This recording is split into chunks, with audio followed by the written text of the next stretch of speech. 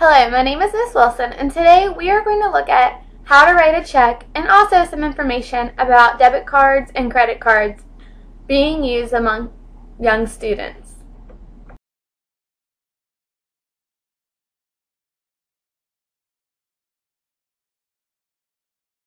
In today's times, it's very easy for students to apply for and obtain credit cards and debit cards.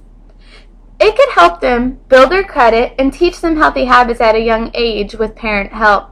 But it could also create downfalls such as impulse buying and identity theft at a young age. When is it the best time for students to get credit cards and debit cards? Most likely it is when they start driving and after high school. When driving, students could use the card for an emergency or for gas. Also when they move out of town for college, for things they may need. Now that we have talked about debit cards and credit cards, I'm going to show you how to fill out a check step by step. This is still an important thing to know even with the upgrades of electronic bill paying.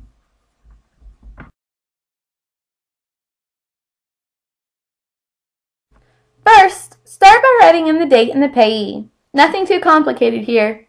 Just write in the current date in the upper right-hand corner, and on the line that says pay to the order of, you'll write the payee's name. You may have to ask, who do I make the check out to if you are not sure. Next, write in the amount of your payment in numeric form. Write the amount of your payment in the small box. You should start as far over to the left as possible. If your payment is for $8.15, the 8 should be right up against the left-hand border of the box. This prevents anybody from slipping in an extra number or two. Here is an example of what can happen if you're not careful when writing a check. As I have said in the last step, you should write your payment amount as far to the left as possible. This picture shows how somebody can add a number before the amount you wrote in.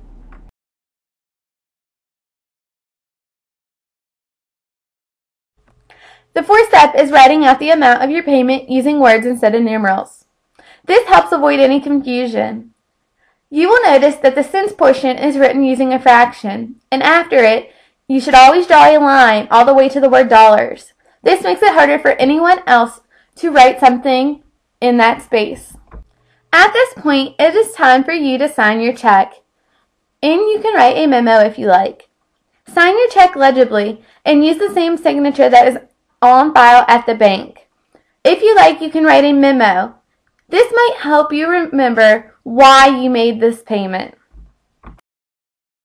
This picture shows how a creative person can turn your decimal point into a comma and add an extra zero to your payment amount. Drawing a line through any excess space helps prevent this, as is writing out the amount in letters. Another trick is to use all capital letters. Capital letters are harder to alter.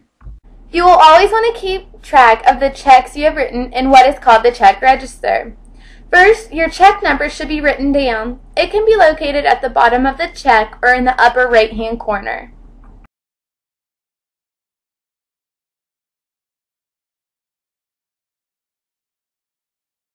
Next, record the date that you wrote on the check in case there is ever a question as to when you wrote it.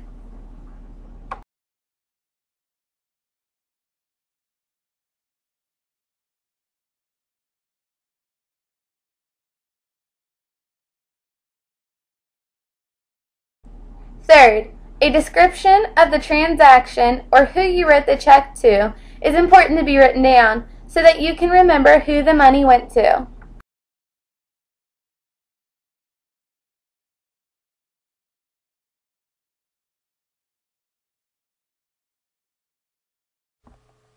In the column labeled Payment Debit, you will want to write how much the payment was for.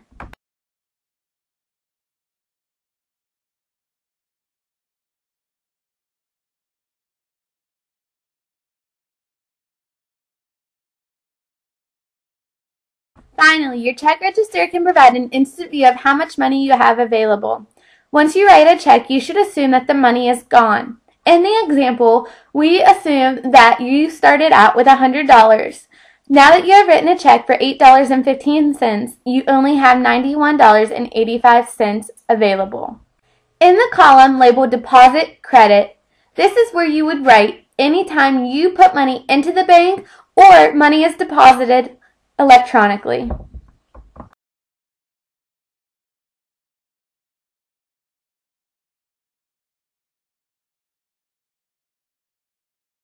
The checkmark column is for your use to make sure that the payment has been cashed or the company has received your check. This can be done by checking your online statement or by going to the bank and getting a printout of your account statement.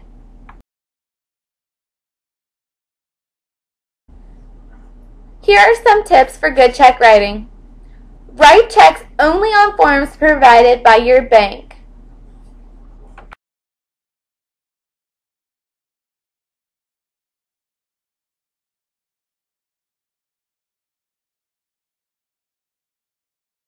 You should always write checks in ink. This helps prevent theft and people changing what you have written.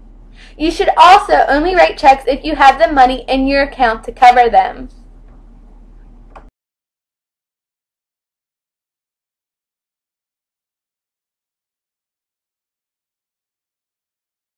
You should always use the current date when writing a check. Never post date. Also, void checks on which you make errors. Do not try to erase or retrace your writing.